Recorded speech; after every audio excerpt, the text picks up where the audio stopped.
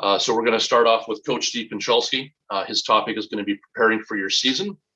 He's a recently retired head coach at St. Francis Xavier in Nova Scotia, and he was in that position for an astounding 46 years. I believe he holds the record for the most wins of a university Canadian coach in Canadian history.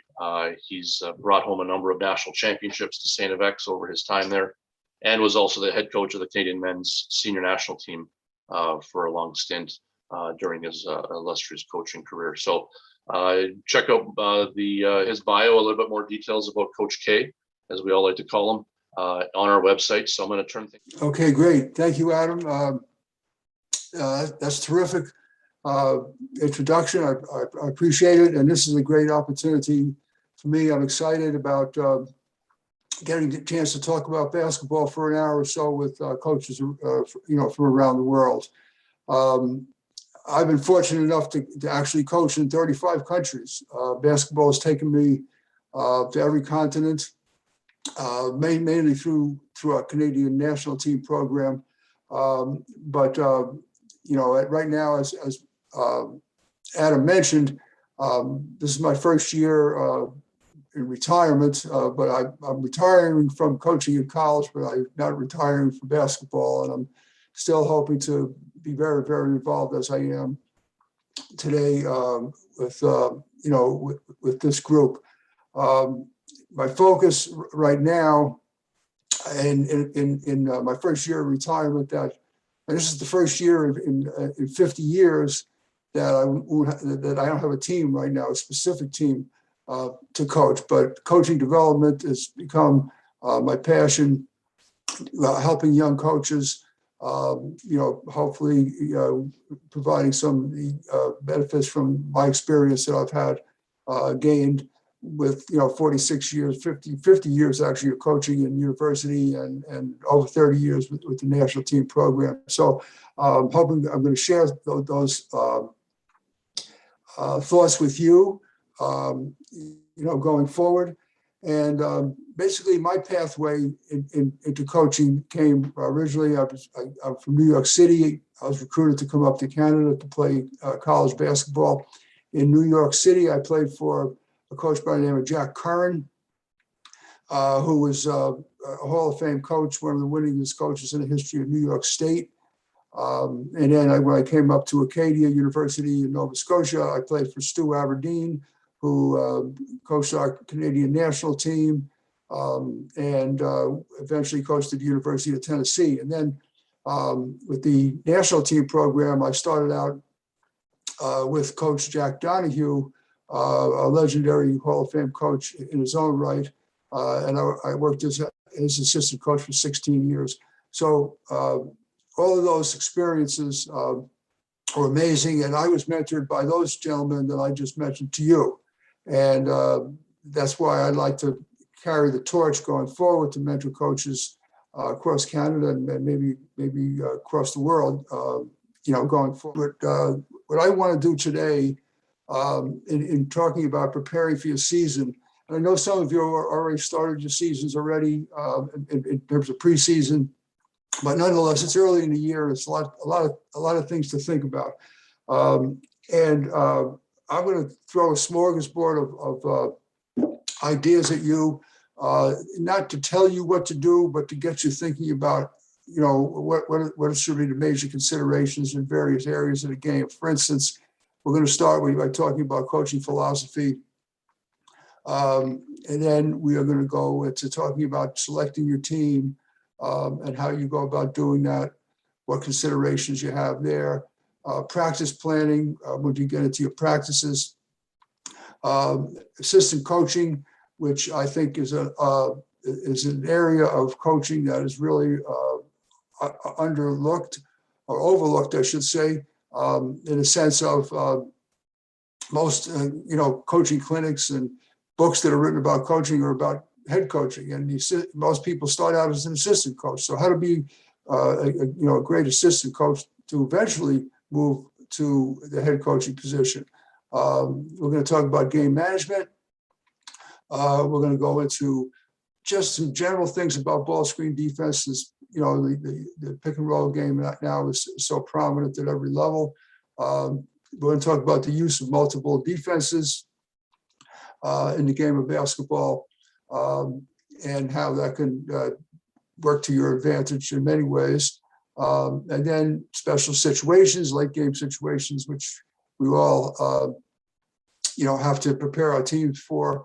And then finally, with a coach's checklist, just a few additional things that we're going to, that you should have on your mind as you go forward into your season, into your games. Okay, so starting out with coaching philosophy, the first thing is that nothing is gospel. And what does that mean? I mean, successful coaches are innovators and risk takers. And there's no one way to win or one way to get the most out of your team. And I think we all, as coaches, have to be open-minded to that. And point number two is to coach within your own personality.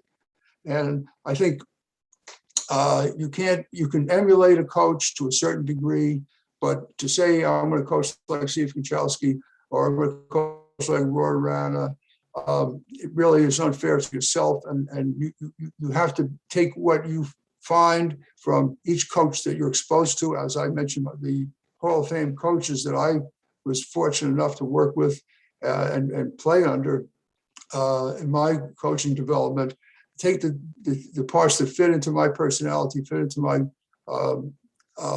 philosophy on the court as well as off the court. I think a perfect example is the Hall of Fame coach Bobby Knight coached Coach K at West Point, and they both obviously are two Hall of Fame coaches. And Coach Knight, had a reputation of being a very aggressive coach.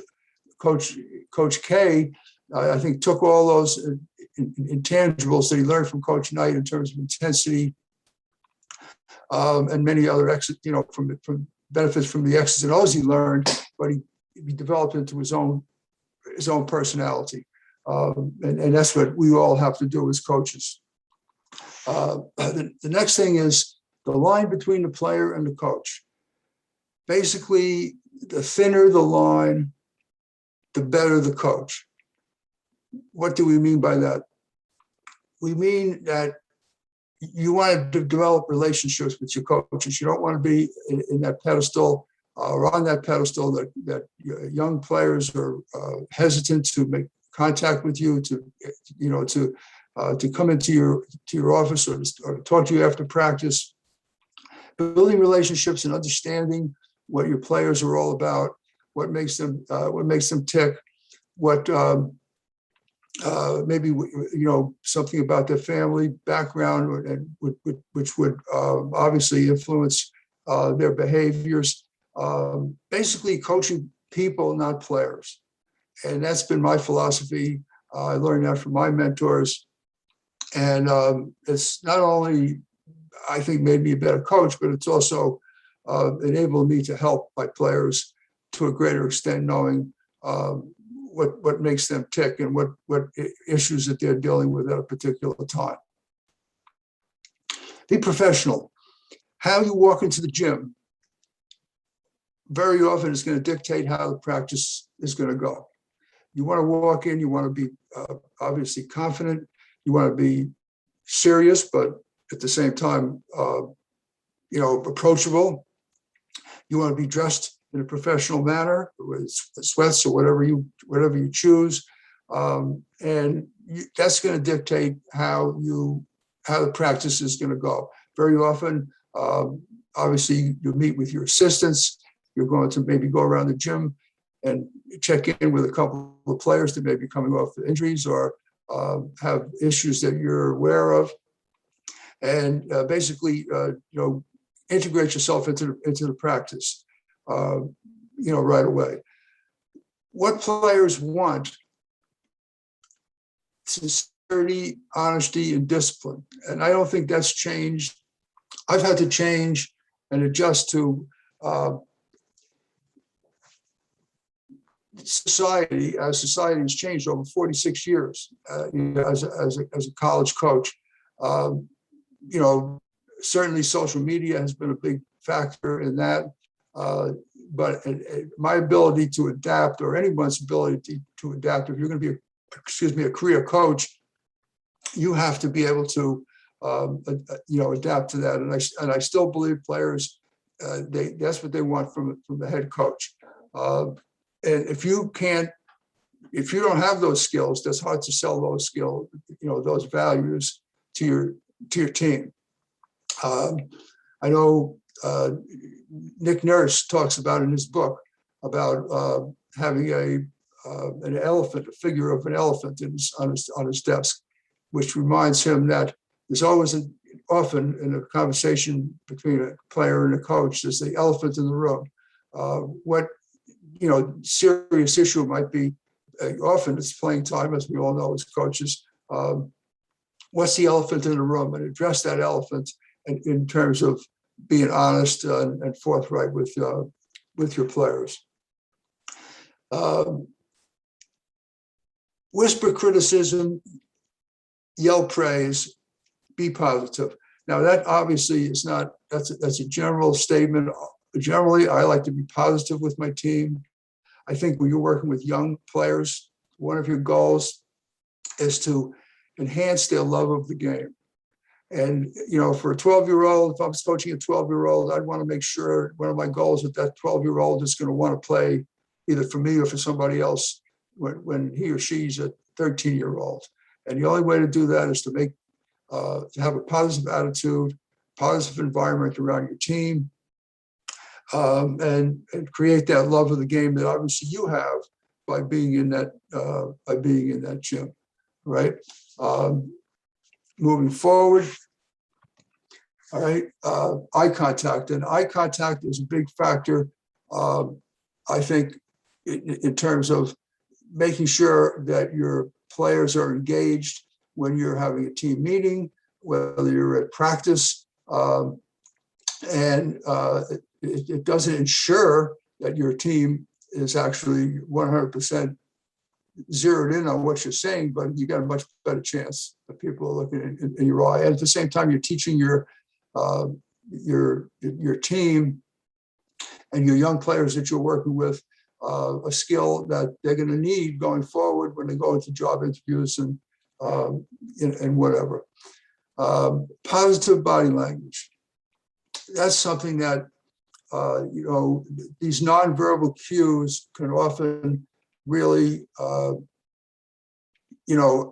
hurt or help your team. You have a player coming off the court after a substitution, and he or she is sulking, or comes back to the end of the bench, kicks a chair, whatever. It not only affects your own team and that particular person, but it affects the team, his or her teammates. I know one of the stories that I've heard from Coach Krzyzewski at Duke, when he had Bobby Hurley, now the coach at Arizona State, when Bobby Hurley was the preeminent point guard in the United States at Duke. His first year, his body language was very poor, and Coach K put together a video of all the incidents where he examples where Bobby was less than ideal in terms of how he was being perceived by his teammates, by fans, by media, whatever. And that really woke him up, and he changed his behaviors accordingly, which really helped him become a much better leader. Next one is, don't assume anything, no matter what level you're coaching. And I've been fortunate enough to coach young kids at basketball camp, obviously, as we all have. And I've also been fortunate enough to coach players like Steve Nash, and RJ Barrett and people of that nature, of that level with the national team program. And you really can't assume, okay, just because they're at such and such a level that they don't know the base, that they do know the basics. And I think the evidence, you look at the NBA now, so many young players coming in after 1 year of college basketball. The players have a lot to learn, and just because they're playing at such and such a level, you can't assume anything in terms of how you teach, how you teach the game. Emphasize the process over the result. Instead of playing the scoreboard, we want to play at such and such a level. Here's our game plan. This is what we're trying to accomplish this quarter or this half or whatever it might be, and not play the score. We're up 10 now. We can relax. Emphasize that process. Player goes to the free throw line, and rather than thinking about, am I going to make or am I going to miss this? My team's counting on me. Think about, I have to follow through. I have to bend my knees. Whatever the physical execution is. But again, emphasize the process in the teaching process over the result, right? The first meeting of the year is where you establish rules, expectations within your team. Accountability.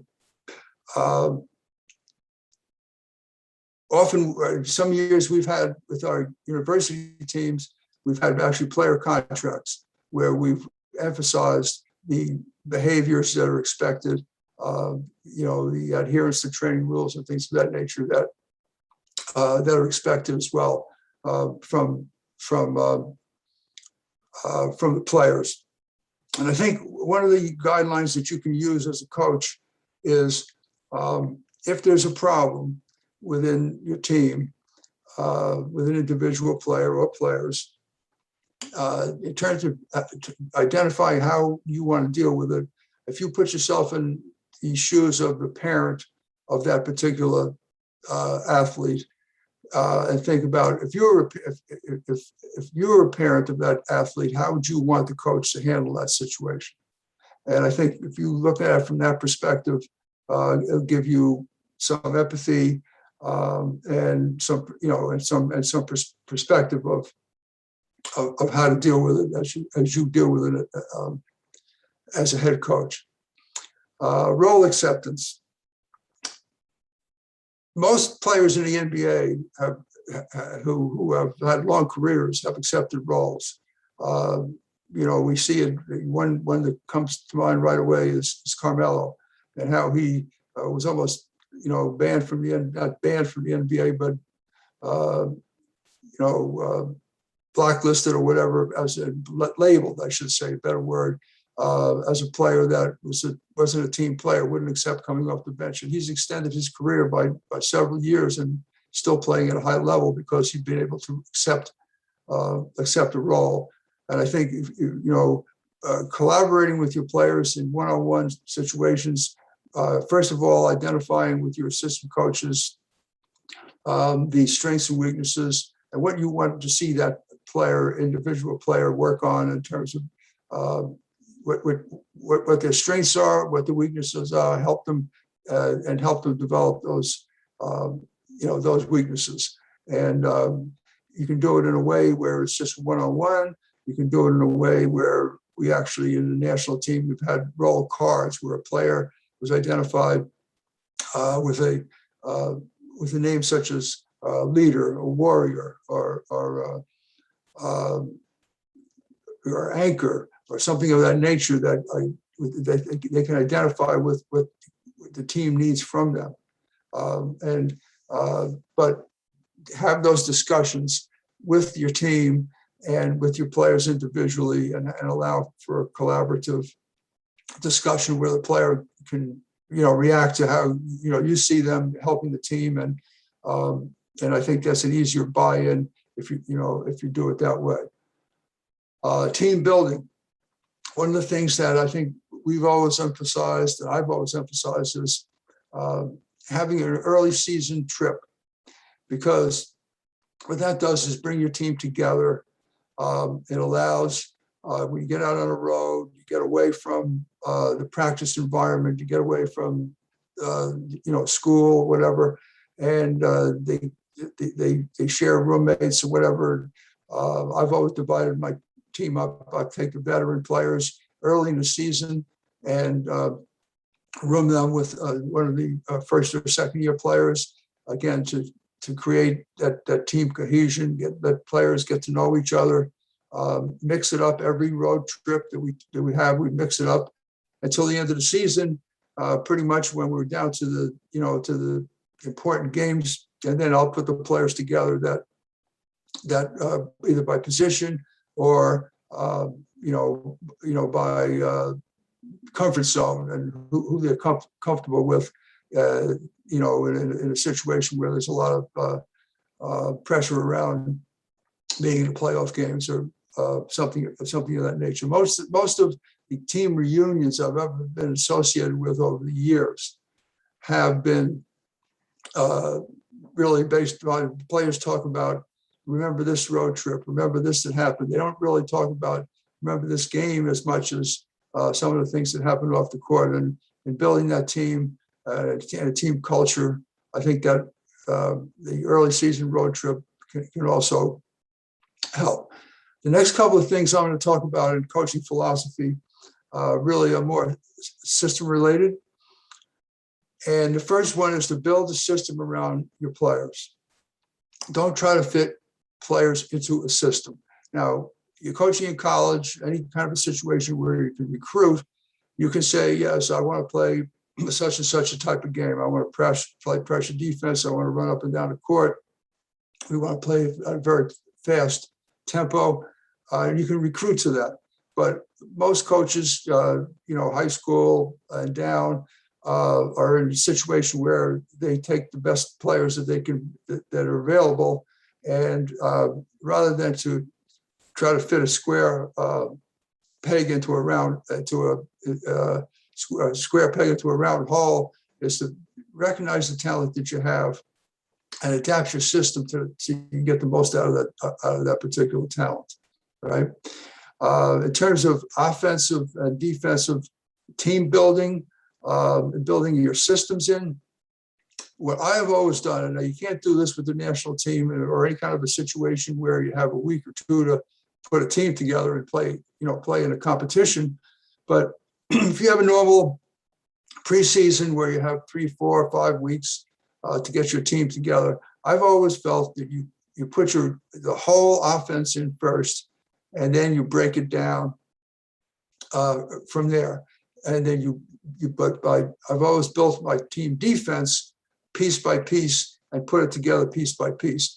And I think that's for two reasons. First of all, offensively, you want to have your team to feel like they're in sync, that there's some cohesion to your team offense.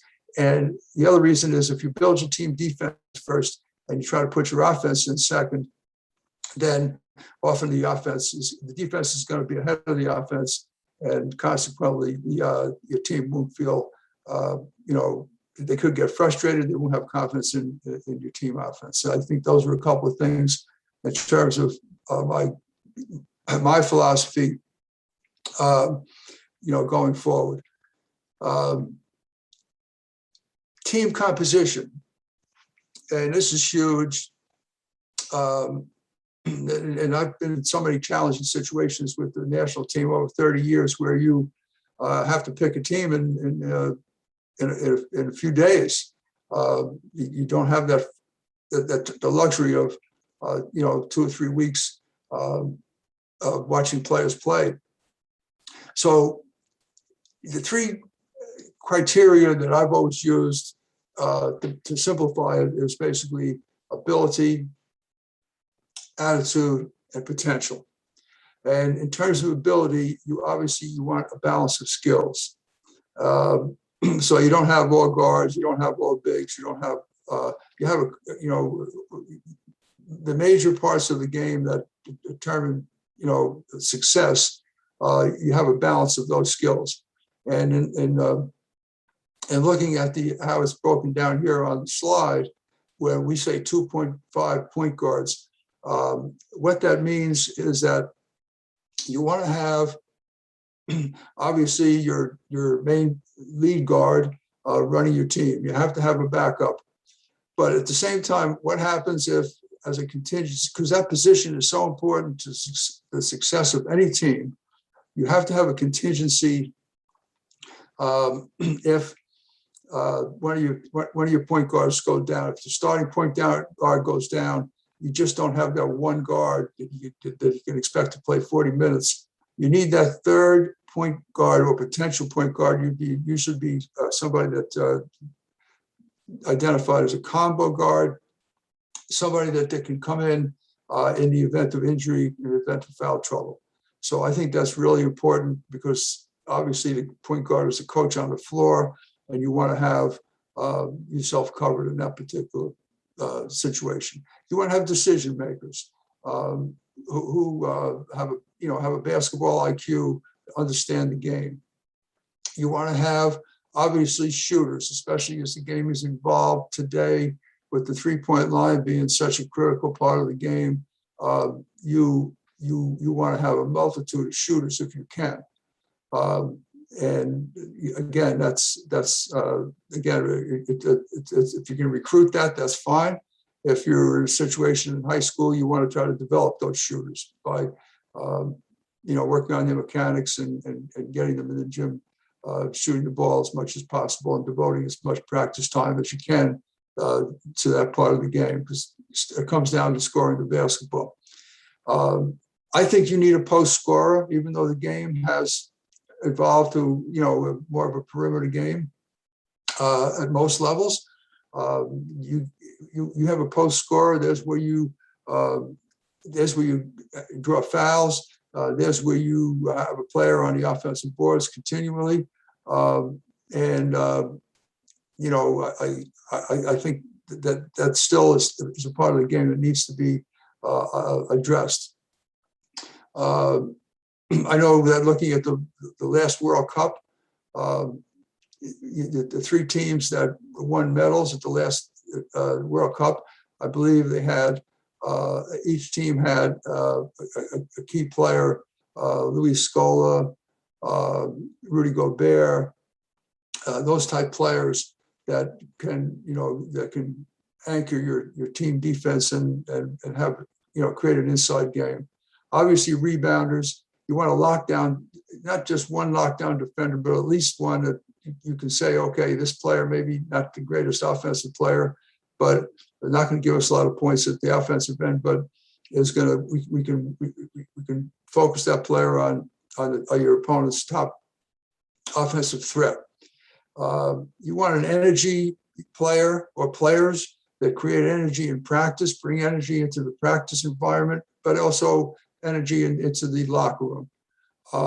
And then you always want to think about developmental players, because you always want to think ahead to the following year or years, and who's going to replace your top players this year with going forward.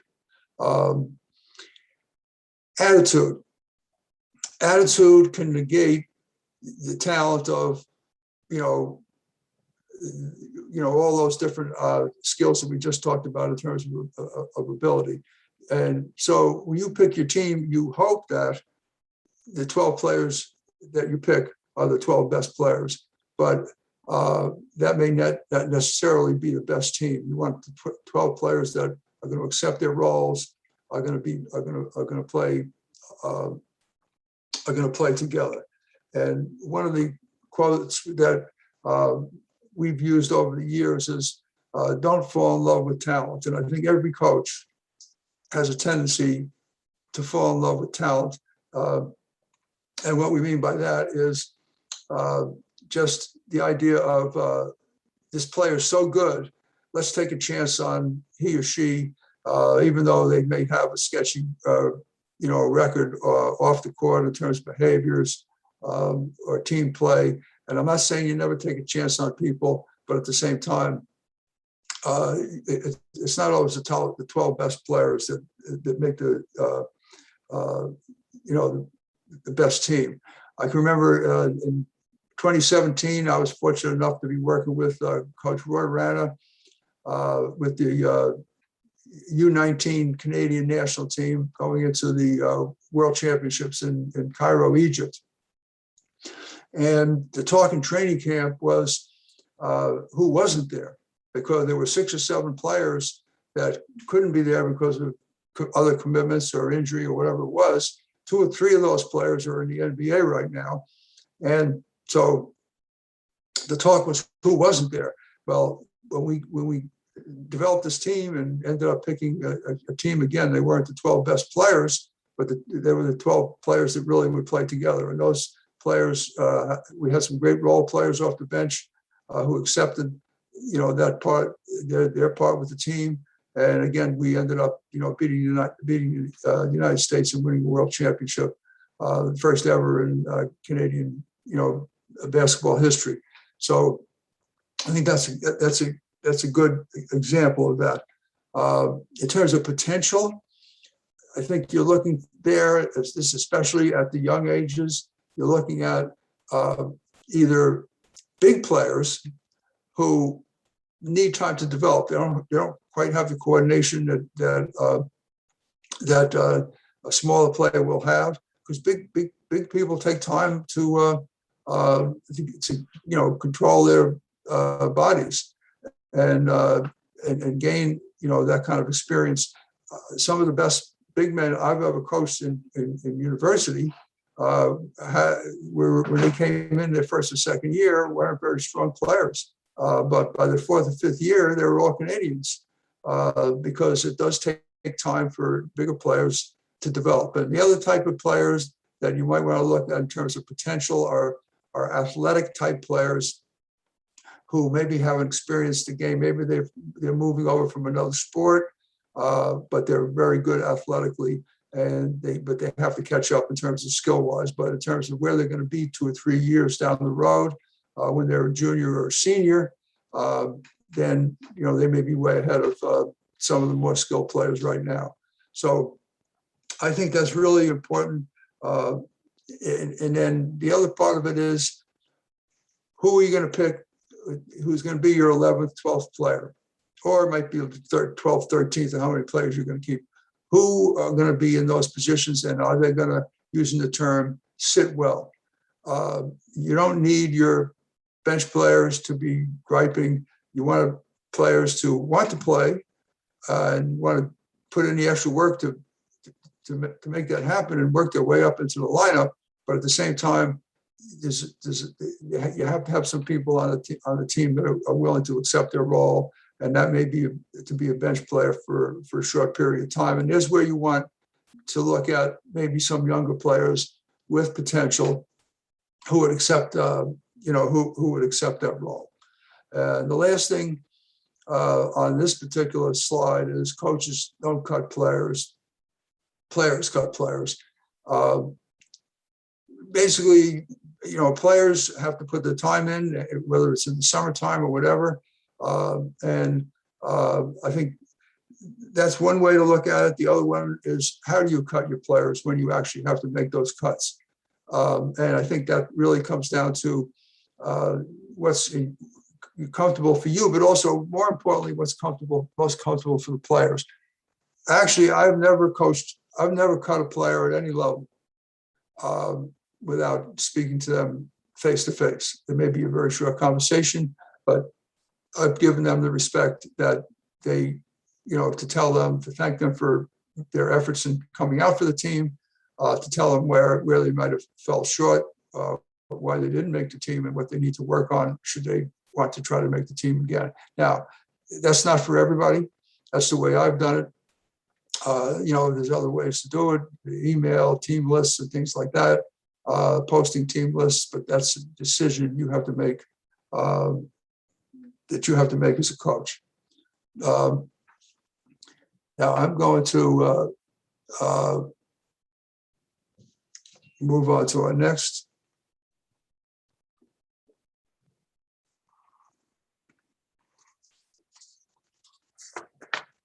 topic, and that is practice planning. Okay, and first of all, you have to have a plan. And the plan should begin with the end in mind. So your plan is not a short-term plan, it's at least a seasonal plan. We have an idea where you want to be come March or whenever your playoffs are. You want to have a monthly plan where you're going to say, okay, after the first month, we're going to have, we want to be at this particular point in terms of our introduction of different parts of our system or developmental players. You're going to have a weekly plan where you're going to say, okay, this week, by the end of the week, we want to put this in or put that in, or we want to emphasize this part of our game. And then obviously you have your daily plan, your daily practice plan. Now, in terms of the daily practice plan, I think the thing is you want to make games practice. You want to make practices like games and games like practices. And what we mean by that is in practice, make things competitive, use referees. If you shoot free throws, don't shoot more than 2 or 3 at a time. If you're going to take a water break, take a water break for a minute, which is the same amount of time as you get in a timeout. Those are some of the things, obviously, using your scoreboard, using your, the players getting used to looking at the score clock or the shot clock when you time your drills. Teaching in games is also important. Instead of just sitting up at the front of the bench and making your substitutions or changing your defenses or whatever it might be, make sure that there are teaching moments in the game where you can, either give your assistant coaches responsibilities to address the players as they come off the court, or you can briefly do that yourself if you're the head coach. But make you want to teach both in practice, and you want to teach within the game situation, right? If you're going to teach in practice, if you're going to put in something new, especially if it's a system that's something, maybe a new play or whatever, try to do it earlier in practice, right, when the players are fresh. Whereas later in the practice, when fatigue sets in, they may not be as focused. And again, the attention span of your team, younger kids especially, you want to make sure that you're be very cognizant of the attention span that your team has, right? And again, making things competitive as possible, either by teams, either by in drills, either by setting up timing your shooting drills, timing whatever drill it might be, so that your team, it keeps things interesting, and your team is, your players are focused. Have a routine, but have a variety of drills to keep the players engaged. I think players want to know, okay, this is what we do in practice on a regular basis, but let's not be doing the same things every single day, right? Have a variety. In terms of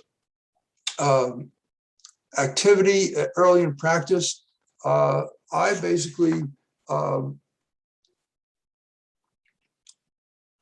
like to get things started with not necessarily the first thing in practice, but within the first 20 minutes or half hour of practice, a drill that really gets people moving. And transition drills would be one of them as an example that gets your players moving and into the practice. Now also I also should talk about your breakdown drills with your different positions. Some coaches call them vitamins.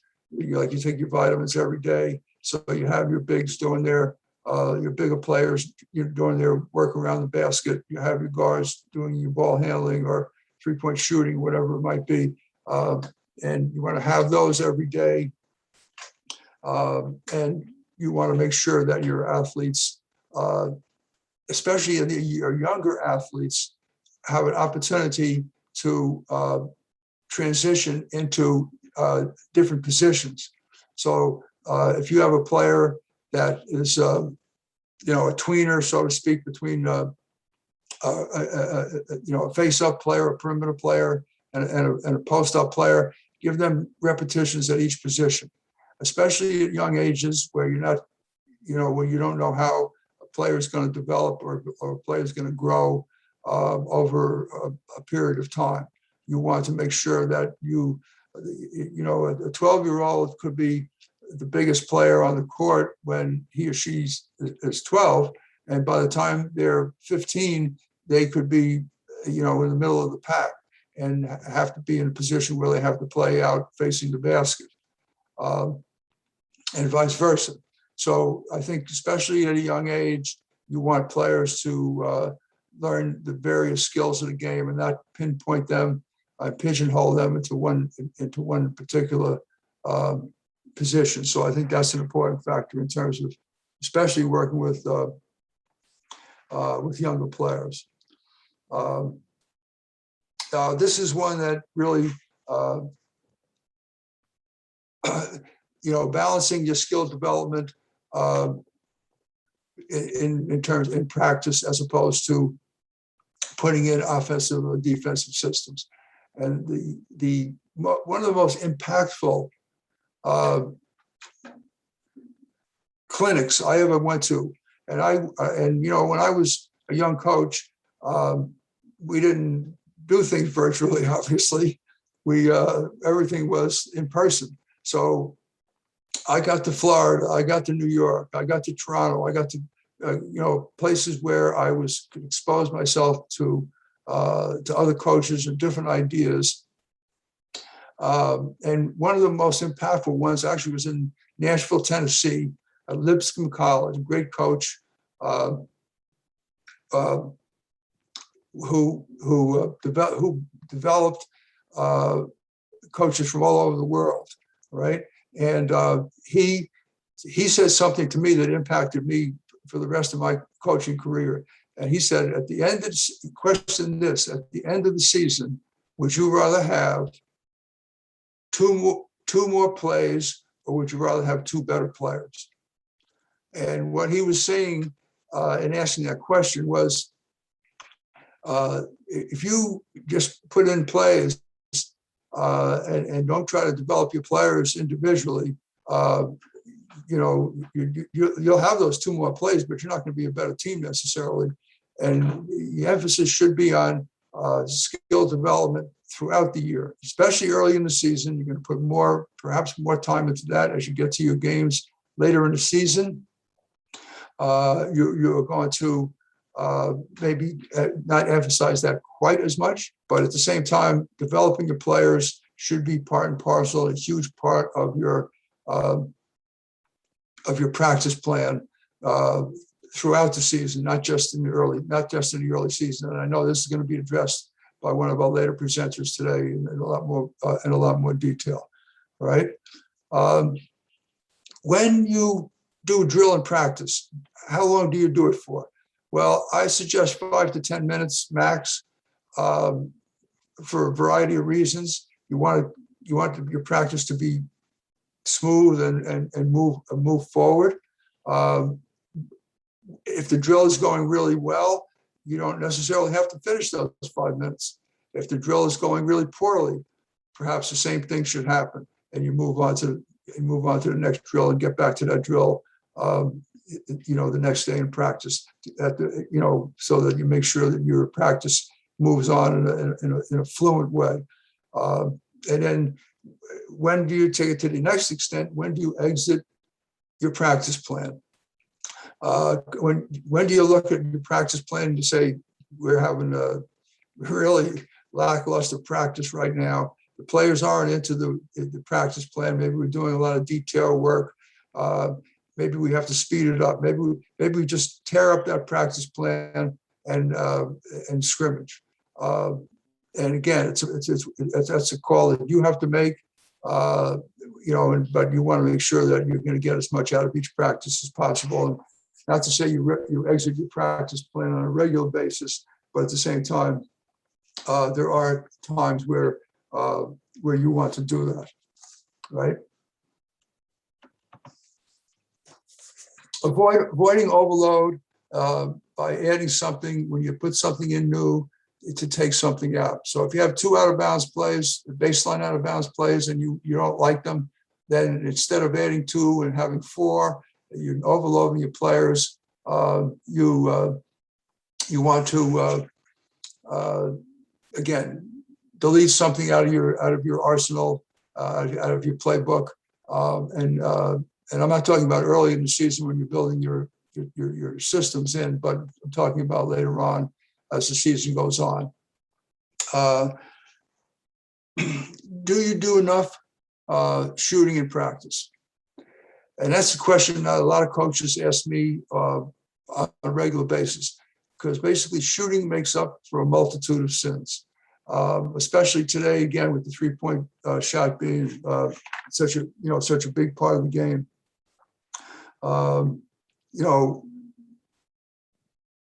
Getting that shooting in. Now, if your team has time during the day where you can do individual work and get the shots up there, then it maybe not be as critical and during the practice time, but at the same time, making sure your team gets up enough shots. Now, one of the things that have really, I think, we've focused in the last 3 or 4 years in my college program at St. FX was shot selection and putting numbers on the quality of shots so the players can understand what's a good shot for one player and what's a bad shot, say, for another player. So the numbering system we put on our shots was, if 4 would be anything at the rim, either getting there to score at the rim or getting to the free throw line, because obviously that's key to anybody's game, right? To get those easy high percentage shots and to get to the foul line, right? 3 is an open in range shot, and that's going to be determined whether it's a 3 or a 2. It's determined by who's in range. Whose range are we talking about? Are we talking about a player who has 15-foot range or a player who has 23-foot range?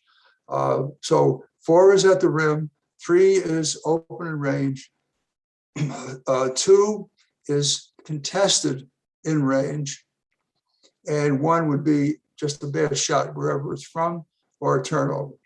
So we would want to have somewhere above. We want to average somewhere above 2. So you don't want to be taking too many 2s. You're going to be basically trying to get as many 3s and 4s as possible. And the shot clock sometimes dictates that you do take contested in range shots. But if you can evaluate that and take it into account when you ask your player, what do you think that is? Is that a 3 or is that a 4 or is that a 2? And make them conscious of the quality of shots that they're getting in practice. Right. Next one, every team needs a distinct style. And I think, my teams have basically been teams that have been pressing teams, up-tempo teams offensively, trying to run, at a high tempo, pitching the ball up the court. And, but you do need a distinct style, and your players have to know what that style is and try to build on that particular style. A coach should be able to walk into the gym and watch your team practice and figure out what kind of a team you are based upon what you're emphasizing in practice.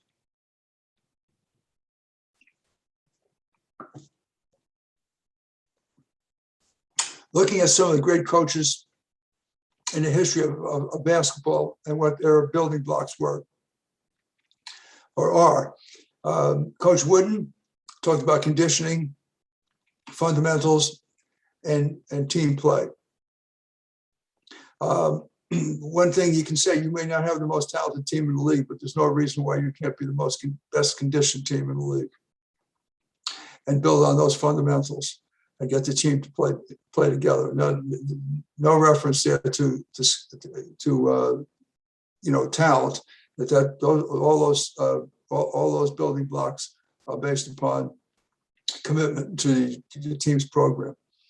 Coach K at Duke, his systems, his offensive system, his defensive system, and then he emphasizes his communication system, because that makes the first two work.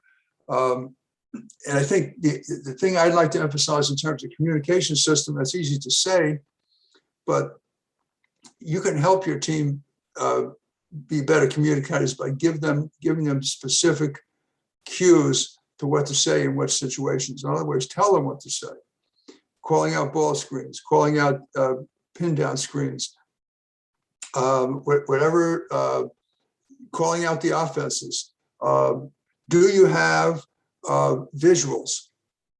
Do you have visuals? Do you have like a thumbs up or a fist or a head tap to be able to communicate non-verbally from the bench to the court, or on the court, from player to player? Those are important. Mistakes. Recognize them, admit them, learn from them, and then forget them. Players cannot be playing the game, looking over their shoulder, carrying that play or that mistake from one end of the court down to the other end of the court. If they miss a shot that they thought they should make, they can't go down and affect how they play at the defensive end. So getting your players to understand that it's a process, that you're going to make mistakes in the game. You can't be afraid to make a mistake, or you're going to be playing tentatively. And how you react to that mistake is really what's important. Again, not carrying it down to the next play.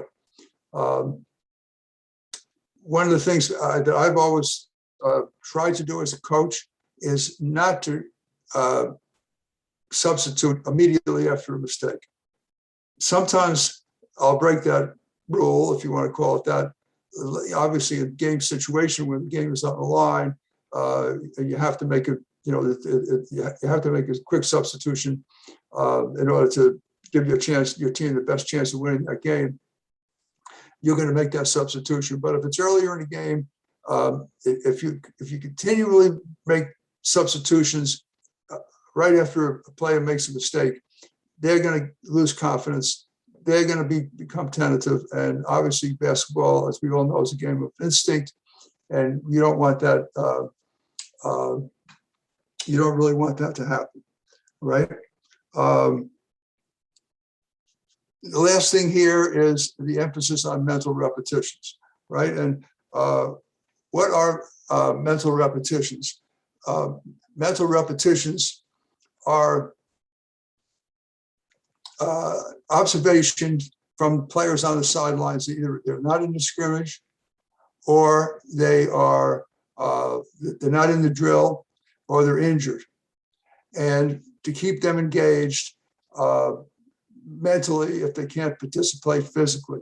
And I've seen players gain quite a bit of expertise and improved significantly through staying engaged mentally in the game. I had a player one year that was injured for a month, and he came into every huddle. He was on the sidelines. He didn't miss a thing. He didn't skip a beat. When he came back, his game elevated significantly. So I think mental repetitions is something that you can emphasize, right? Assistant coaching. Again, I don't think I've ever seen a book written on assistant coaching, and that's such a big part of the game. First of all, as a head coach, you want to surround yourself with good people. As an assistant, most assistant coaches would eventually aspire to be a head coach, and they're going to want to be the best assistant they can be. And myself being an assistant coach for 16 years with the national team program, and then as a mentor coach, which is serving as somewhat as an assistant coach for another dozen years, I've seen a lot of the pitfalls that a coach can get into. The number one quality of an assistant coach has to be loyalty. That the assistant is 100% with the head coach, no matter what he or she decides regarding, some of the issues that may come up, coaching decisions that may come up. The second thing is to be a sounding board, to provide a different perspective for the head coach. And in conjunction with that, parking your ego is a big, big part of that, because to be a good assistant coach, you have to understand that you make your suggestions to the head coach, and they decide they're going to use that suggestion or not. But you've done your job as an assistant coach by presenting that second option or third option suggestion to the head coach. So your ego can't be affected if the head coach doesn't use your particular suggestion. Obviously, never doubt the head coach in front of the players or staff. That's something you can discuss if you have a question, after practice or a coach's meeting. Number 5 here on the slide, in terms of acting as a conduit with the players, I think that's really important. Often young players may feel more comfortable bringing up issues with the assistant coach. And I think the assistant coach, can use a discretion in terms of if it's a big enough issue that the head coach needs to address it, then obviously that's your main responsibility to be loyal to the head coach. But there are some issues that maybe can be handled by the assistant coach without having bringing it to the head coach. Number 6, develop a skill that complements the strengths of the head coach. That could be working with big players. That could be working with guards. That could be, for instance, working as a video analyst, but bring something that the head coach doesn't have. Number 7, no job is too menial for the assistant to perform. Make things easier for the head coach, all right, and make them look good. I started out myself as a manager of the senior national team back in 1973, and it ended up a 30-year involvement with the national team program, starting out as the manager, right? In the proper environment, challenge the head coach, never in front of the team, but in meetings, tell them what they need to hear, not what they want to hear. But when you leave that room, regardless of the head coach's reaction to your suggestion, you got to be 100% together as a coaching staff, right? If you're aspire to be a head coach, take on any task that you're given and learn from it. And again, be hardworking and trustworthy. And I think a good head coach wears out their assistants, uses their assistants in terms as opposed to having them stand around and not sure what their roles are, right? Going into game management, and I'm not sure where we are time-wise, but I'm going to go through this fairly quickly.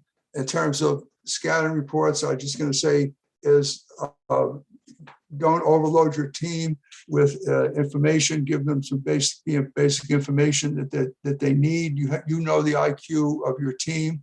If you're coaching at a higher level, then obviously you're going to give your players more information.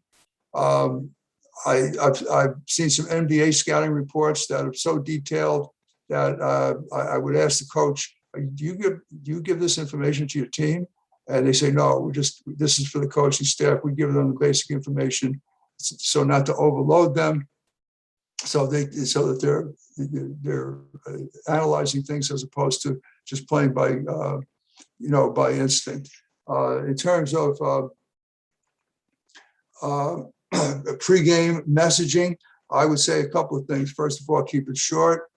Players are nervous; they're ready to play. Give them re-emphasize the game plan, in a concise manner, and maybe put in a play. Here's the play we're going to run in the first possession, so that you're to emphasize the game plan. And that first, if your game plan is to find a 3-point shot for your best shooter, then put something in of that nature. If your game plan is to go inside and you get to the basket, get into the painted area, then put something in that way. As far as bench organization goes, you want to make sure that you are organized, that your assistant coaches know their roles, that you, if we have enough assistant coaches, put an assistant coach in the middle of the players to keep them focused on the game. And again, to be consistent with continue to teach to teach during the game situation. I think timeouts, you want to organize them so that your players know where they sit. Usually the 5 players that are in the game are sitting and other players are around them. Your assistant coaches know where they should position themselves, your other staff as well. Save your timeouts so you know that you're going to have some for, especially the last 2 minutes of the game. Simplify them by making 1 or 2 points of emphasis. If you give them too much information, they're not going to bring it out onto the court and execute them. And the other thing I've done over the years is encourage player input at times, especially if you have a veteran team or a veteran player. I've often, down in the stretch run of a game, asked the team, with 3 minutes to go and the game's on the line, we've been going back and forth between 1 or 2 defenses. What defense do you want to play?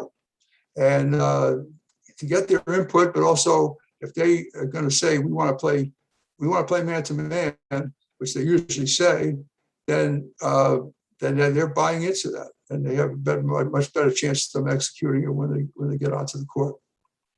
Halftime, generally speaking. And again, this is a very, very general guideline. If you're ahead in the game, you can be more aggressive. So you make sure you don't come out with any kind of complacency if you have a good first half to start the second half.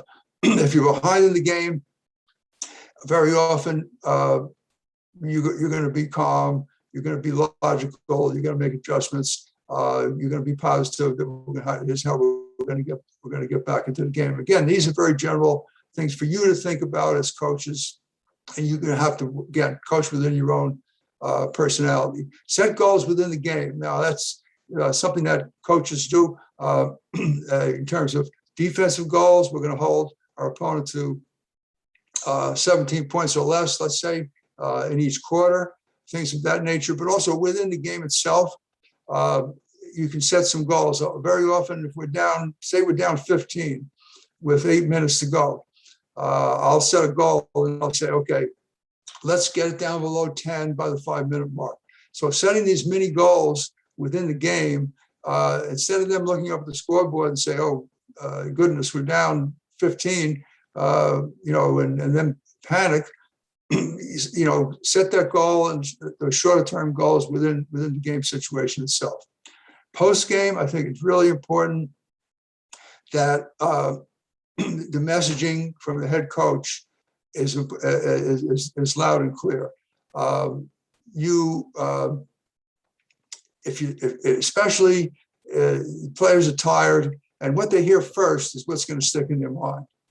Especially if you lose a game, get in that locker room and be strategic in terms of what the messaging is. This is why we lost the game. We're going to work on it. We're going to come back. We have a next game in 3 days. Here's our schedule, all right, the type of thing. Because I think it's really, really important that, and I struggled with this as a young coach, but at the same time, I learned that it was really important to get there and get into the players' heads in the locker room and to hear it first from the head coach, or else they're going to hear it from from their friends or their parents, why they thought the game didn't go perhaps the way they wanted it to go. Post-game ritual, something I learned to go around to each player and shake their hand or fist bump or whatever is appropriate, and create some eye contact and be positive. That enables me as a head coach, I found, to get a read on each player, have a brief, conversation with them as they go around the room, appreciate their effort, and maybe some very quick messaging as well. And that's going to give you an idea of what's perhaps on their mind as they go forward. Now, getting into, and I think time-wise here, I want to get some, Adam, could you give me an idea where we are time-wise? Yeah, we got about 15 minutes, Coach. So we got about, there's a few questions in the Q&A, so I'd like to get to those maybe in the last 5 minutes too. Okay, So for sure. 10 more minutes. Okay, Thanks. so I'm just going to go through ball screen defense very quickly. Basically saying that how you guard a ball screen is really based upon, I think, what you are willing to give up. If you are willing to give up a 3-point shot, then you're going to really emphasize, handling the ball screen with multiple players. If you're playing against a team that has great 3-point shooters, you might want to try to handle that ball screen with 2 players in 1 tag. And I think that there's multiple options. Obviously, my philosophy has always been start the season with 2 or 3 ways to handle the ball screen. Keep it simple. Base it on my personnel rather than my opponent's personnel, at least initially. In other words, if you have a big that's important in your game plan and he or she has trouble handling the ball screens, then you're going to be more conservative, maybe be in some kind of a drop coverage, as opposed to being aggressive and asking them to come out and hard hedge when they're going to have trouble recovering. So keep it simple, based upon your own personnel more so than your opponent. The biggest problems I think you see in ball screen coverage, either the defender on the screen it doesn't communicate. And we always say, and a lot of the bigs, maybe a little bit shy, they're not vocal players. Try to get them yell it out. If it's drop, weak, whatever, drop it out. It's communicated multiple times, right? Also, by not having any ball pressure, also makes it easier to get hit by the screen. And then the other issue is if you have too many coverages, you're confusing your team. And that's why keeping it simple, I think, is at least initially in the season, is the most logical way to go. And then the other one is players that don't commit to multiple effort plays. So if they get hit by the screen, they just stop playing instead of fighting through it, rotating, either recovering to their own player that they were initially guarding that used the ball screen, or rotating to somebody else. I am going to just go really quickly talking about use of multiple defenses. I just think that in my coaching philosophy, changing defenses in the course of the game is the best way to change the momentum of the game if you don't like the way it's going. Even if you change, just temporarily for a few possessions, it often changes the tempo of the game. In addition to obviously timeouts or substitutions, changing a defense, giving a different look, keeps your opponents off balance. Often it makes a scorer become a passer if they're attacking a pressure defense, or they often forget about if the game plan is to get the ball to a big player inside. They often get distracted from that because they're so concerned about beating the pressure and at the same time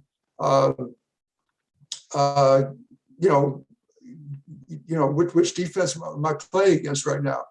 And also, if you are changing defense, it develops the communication skills of your own team, because to change defenses effectively, especially on the run, you have to be a good team in terms of communication skills. And it also prepares your team to play against different looks. I've played against teams that other years that only play man-to-man defense. So I'll very often in my game plan say, we're going to play a zone, because I know that in practice, they're not playing against a real zone. They may play against a fictitious zone or a token zone that they're going to put up to simulate the zone that we may play, but they're not playing against a really coordinated zone defense. So by preparing a team in practice to play different defenses, you're also preparing them to play against those defenses. All right. Special situations, late game. I think really what your team needs to know is in a timeout or any kind of a huddle situation, they need to know timeout situation. They need to know the possession arrow so they can decide if they're going to dive on a loose ball, and if it's our possession arrow, we can eat it because we're going to get the ball back. We don't have to try to throw the ball out of that scrum, right? What's the bonus situations? Do we have fouls to give? Who are the best and worst free throw shooters on your opponent's team? All right. Generally speaking, if you're ahead, you want the clock to run. If you're trailing, you want the clock to stop, right? Because you need, obviously, time is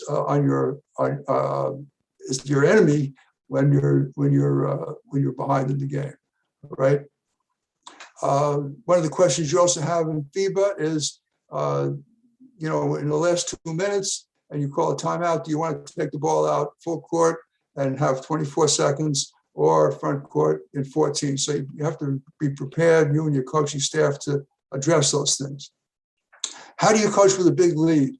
And I watched the game the other night between the Bucks and the Brooklyn Nets. And with 3.5 minutes to go, Steve Nash basically surrendered, I guess you could say. He threw his bench on the court in a 15-point game.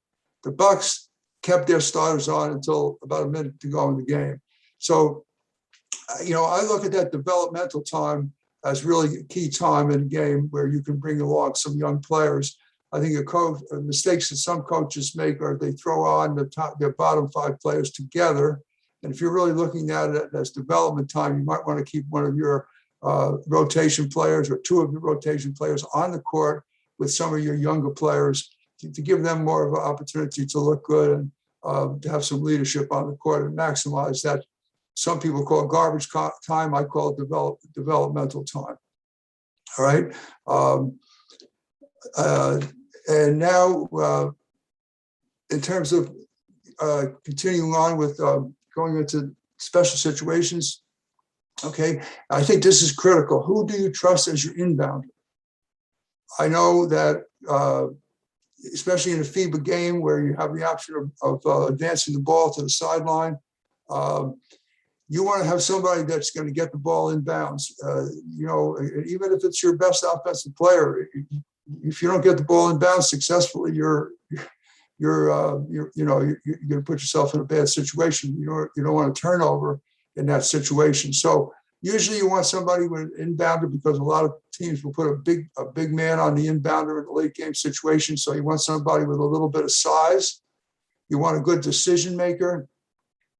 And you want to make sure you can get the ball on the court successfully. And you really want to spend a lot of time thinking about who that inbounder is going to be, even if it sacrifices offense to a certain degree.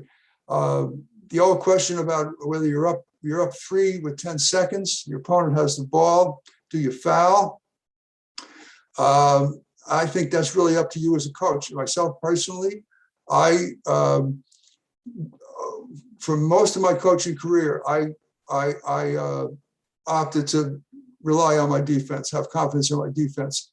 But the way the game has changed today with so many three-point shooters, I've changed my philosophy, and I think in most cases I would foul. And if you're going to foul, you want to make sure that you practice fouling, so you're not fouling a three-point attempt.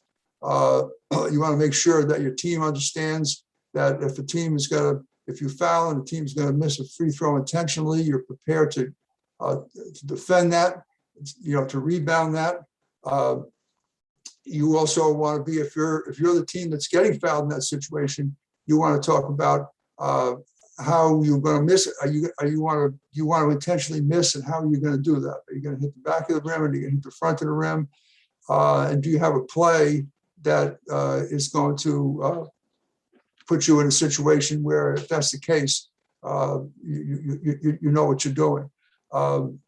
Creating late game situations is huge in practice. One drill that I learned a few years ago, actually from Jay Triano, was score 95-95 up on the scoreboard. Have your two teams play from there. 2 minutes to go. When the first team hits 100, start the clock with 2 minutes and create a scenario where one team's in a bonus, one team's not. One team has a timeout, the other team doesn't. In other words, to put your team in a situation where they have to make decisions. At the end of that 2 minute scrimmage, evaluate your strategies, so you can make your players think their way through these late game situations rather than you telling them what to do. I think you should be doing this as a coach. You should be doing this on a regular basis, if not after every practice, several practices of the week. Create these late game situations so that the players have to think on the court and not just depend upon you, because it may be in a situation where you don't have a timeout and they're going to have to execute on their own. Right? Coach's checklist. Do you have specials to get the ball into the hands of your main scoring threats when you need a hoop? That's obviously, I think, self-explanatory, but you need to have that in. All right. Do you practice how much time on the shot clock and what actions you're going to use when you're going two for one? Because especially now that a lot of our coaches are now coaching in FIBA rules, so now you have 4 quarters. How you end each quarter, not just the end, not just halftime and the end of the game, is really critical. So going for 2 for 1, I think you need at least 35 to 38 seconds on the shot clock to go into that action, to make sure that if you're going to put a shot up, you want to get it up by 30, 32 seconds, so that it gives you that 6 or 8 seconds at the other end of the possession, to get that, to take advantage of the 2 for 1. Last thing here I have is, how do you get easy hoops? I think every team needs to find easy baskets one way or another, right? If you're playing 5-on-5 all the time, it's a struggle. You see it in the NBA playoffs every year when things kind of slow down, and teams that were, scoring in 110 points a game, 115 points a game. Now the games are in the 90s or early low 100s, and teams struggle. So you need to get easy hoops. How can you get easy hoops? You can get easy hoops by offensive rebounding, by creating turnovers off your defense, or by scoring in transition. So if you have a team that's playing, a 5-out offense, you're not likely to get a lot of offensive rebounds. If you have a team that plays a conservative, say, pack line type of defense, you're not likely to get a lot of turnovers off your defense. So, you have to look at, perhaps adapting your system a little bit, or emphasizing scoring in transition. But some way in your offense, you need to address the fact that you got to find easy hoops, and some combination of those things that I have listed there. And the last thing that I'm going to mention this is something that has affected my coaching philosophy throughout my whole career, is the question, why do you coach? I think we all have to answer that question. Why do we coach? Initially, I got into coaching because I love playing. I wanted to continue that feeling of being in a game situation, being in a competitive situation. As I became more of a veteran coach, I obviously those that competitive edge still remain with me and does to this day. But I began to realize that I wanted to working with young people gave me an opportunity to change their lives and help them direct their lives in a positive way. Again, the relationship part of it. And then again, this has been my first year not having a team for 50 years. What I'm missing right now more than anything else is the relationships, with the players. I've made friends with a gentleman at New York University by the name of David Hollander. He's a professor at New York University, and he teaches a course called How Basketball Can Change the World. And we share a lot of thoughts in our correspondence with each other because his philosophy is that basketball can change the world because it breaks down cultural, racial, religious, economic barriers, throughout the world. I've had players that come to St. FX from Brazil, Dominican Republic, 2 or 3 different African countries, Serbia, Bahamas, and you can change people's lives through coaching. And that's the basis of his philosophy. And basically saying basketball is a positionless sport as opposed to most sports. And the world today is a positionless world. And if we can bring it together through the game of basketball and help people through the game of basketball, then that's a great motivation to coach and to stay in coaching and stay involved in coaching. So thank you for this opportunity to share my philosophies with you. I hope you have an opportunity to think about a multitude of things going into your season. You yourself are going to decide how you want to address many of the issues that we talked about, but I hope at least we can get, at this point, everybody should be thinking about these things and how to develop your own philosophy. Super. Thank you very much, Coach. Great messages to any level of coach. Wonderful information. We do have a few questions. There's a couple that have been bumped up with some thumbs up. So if you actually see questions out there, coaches, if you'd like to, we may not hit them all, but if you'd like to see one answered, just always throw a thumbs up next to it. So the first one we have is, how do you handle having a systems conflict with an assistant coach? For example, they want to run something that you don't agree with in a way that keeps them feeling like they still have a voice.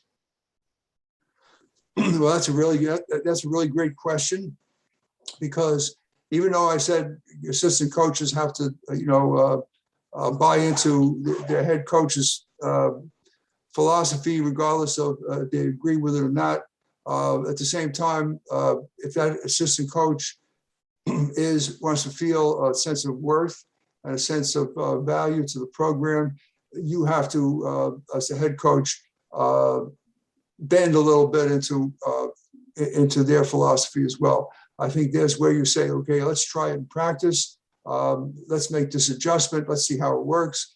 And, that's a matter of working together and just treating people with respect and understanding that the assistant has strong ideas. And I've always said that if 2 people agree on are working together and they agree on everything, one of them is unnecessary.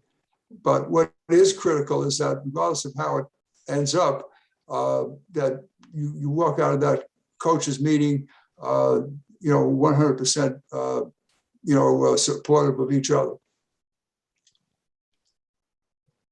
Great. We have another few questions here. How have you worked with players to get them to buy into their roles, especially on higher level teams or teams of similar level of talent from, say, 1 to 9? Well, I think them to buy into their roles. Well, I think especially with senior level teams, the first way you do it is when we talk about roles, and we talk about establishing these role cards, is to make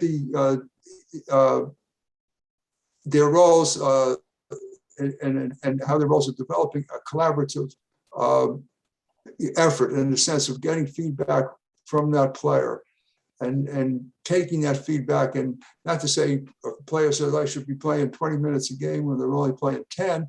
Talk about how they can make up, how they can earn that extra 10 minutes, and what we need them to do, what you need them to do as a head coach to get to the point where their role will expand.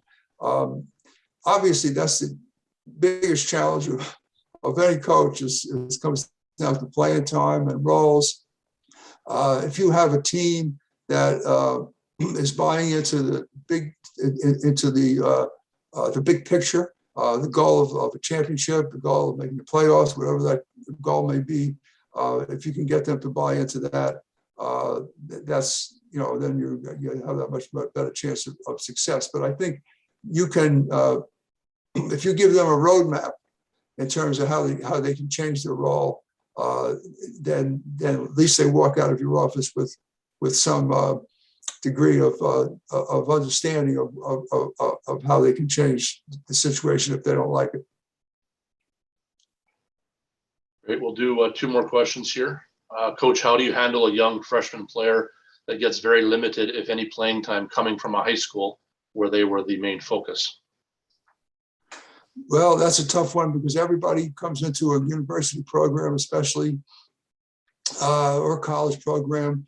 They've been the star at the level prior to there in high school, and getting them to understand that it's a process.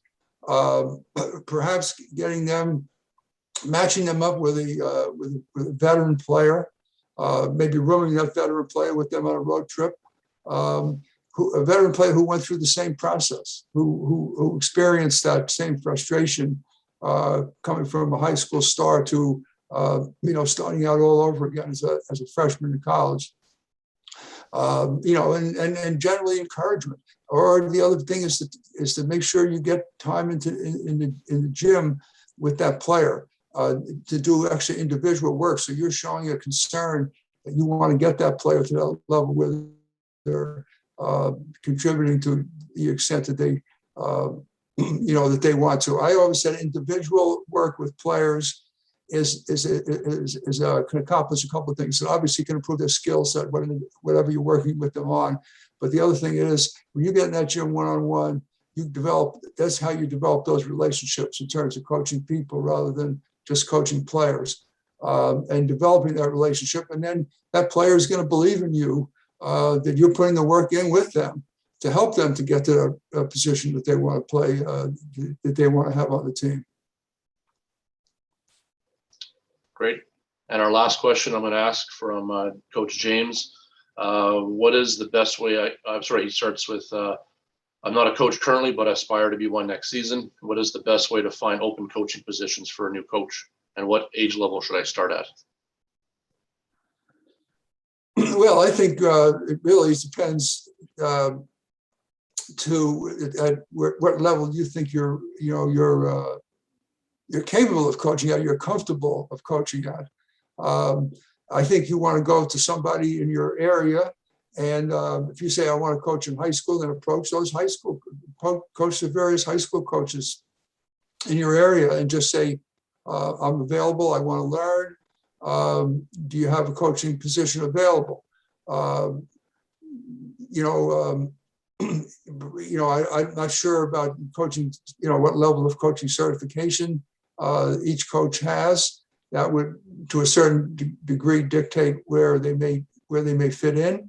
I know, for instance, as you mentioned, Adam, our basketball coaches of Canada are establishing mentoring programs for coaches and giving them direction in terms of helping them with their pathways to coaching, to continue coaching in the future. So that may be an option as well, is to is to become a member of the Basketball Coaches of Canada and take advantage of some of the expertise we have in our group.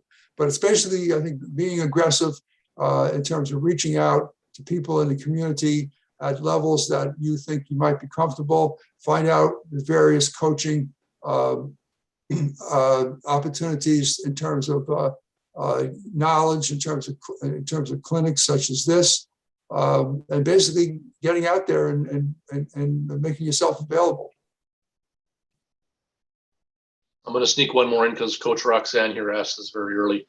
What are your thoughts on selecting 15 to 16 players? Probably more so meaning keeping a bigger bench than cutting players, probably at the younger ages, of course. Right. Well, I'd say at the younger ages, I'd keep as many players as possible. At the higher levels, you're very often restricted, budget-wise. Players, who have put, 10 years into the game, don't want to be that 16th player and won't accept that role, and often create, issues at the end, at the end of the bench that can pull your team down. So I think I think you have to worry about that. With younger players and younger teams, I would keep as many around as possible, even if you can say, look, you're going to be a practice player until you develop into a certain level and earn a uniform.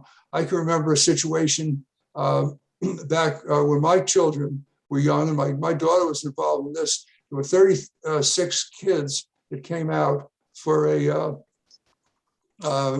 mini basketball team. They're young girls, and the local organization wanted to cut half of them and keep 18 players. And what we did, what I did in collaboration with a couple of other people in our community, we said, let's have two teams. So they said, well, we don't have a coach, we don't have gym time. Well, we went and found a coach, and we went and found gym time, and we ended up with two teams. And the end result is 3 of the girls, including one of my daughters, that would have been cut from that team, ended up playing high school basketball.